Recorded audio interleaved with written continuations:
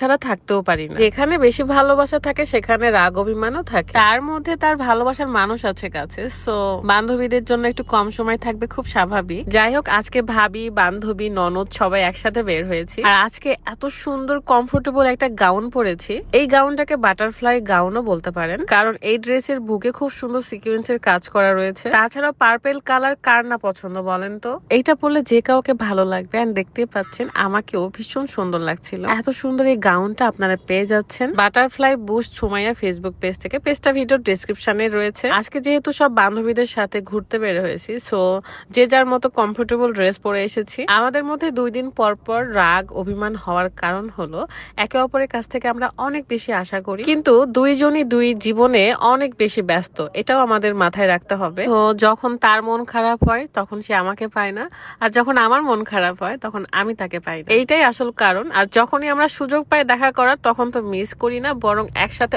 অনেক মজা করি। মানুষের জীবনে ভালো থাকতে হলে বন্ধু বান্ধব দরকার, কারণ মানুষের এমনও অনেক কথা থাকে যা ফ্যামিলি, হাজবেন্ড এদেরকে বলা যায় না, কিন্তু বন্ধু বান্ধবীদের বলা যায়। যাক, এত জ্ঞানের কথা না বলি, তারপরে চলে আসে আমাদের পছন্দের সবার প্রিয় আলামিন এবং তার ওয়াইফ। তার বউ তো এত সুন্দর, মাশাআল্লাহ, শাড়ি পরলে এত কিউট লাগে আমার আপুটাকে। আমাদের মধ্যে ভীষণ অমিল, যেমন সে লম্বা, আমি খাটো, তার চুল লম্বা, আমার চুল ছোট। মানে ফ্রেন্ডরা বুঝি এমনই হয়, তাই না? অমিল। আমার পরায় গাউনটা কিন্তু আপনাদের পছন্দের কালার অনুযায়ীও নিতে পারবে। এর জন্য অবশ্যই বাটারফ্লাই বুস্ট সুমাইয়া ফেসবুক পেজে নক করতে হবে। পেজটা ভিডিও ডেসক্রিপশনে আছে। অনেকে বলে আপু একটা কাজ দেন, আমি কাজ খুঁজে পাচ্ছি না, কাজ করতে চাই।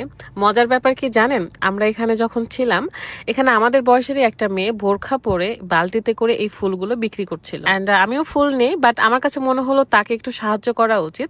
সেজন্য আমাদের গ্রুপে খুব দাম দিয়ে এই ফুলগুলো আমি বিক্রি করেছিলাম এবং সম্পূর্ণ টাকায় আপুকে দিয়ে দিয়েছি। তখন একটা কথাই ভাবছিলাম, যারা কাজ খুঁজে পায় না অথচ মানুষের কাছে সাহায্য চায়, তো তাদেরকে বলবো, দেখেন, ইনকাম করার যদি ইচ্ছে থাকে তাহলে সৎ উপায় খুব ভালোভাবেও করা যায়। আর শুরুতেই কেউ এত বড় কাজ পায় না, ছোট্ট কাজ থেকে শুরু করতে হয়। সো কোনো কাজই কিন্তু ছোট নয়। খুবই ভালো লাগছিল আপুটাকে হেল্প করতে পেরে। এন্ড আমি বলবো যে সবার কাছ থেকে কিছু না কিছু শেখা উচিত আমাদের। শুরু করেন না, যা আছে সেটা দিয়ে শুরু করেন। আপনি কেন অপেক্ষা করছেন ভালো কিছুর আশায়? যাই হোক, এখানে অনেকক্ষণ আড্ডা দেওয়ার পরে আমরা বাহিরে গিয়েছিলাম খাওয়া দাওয়া করতে।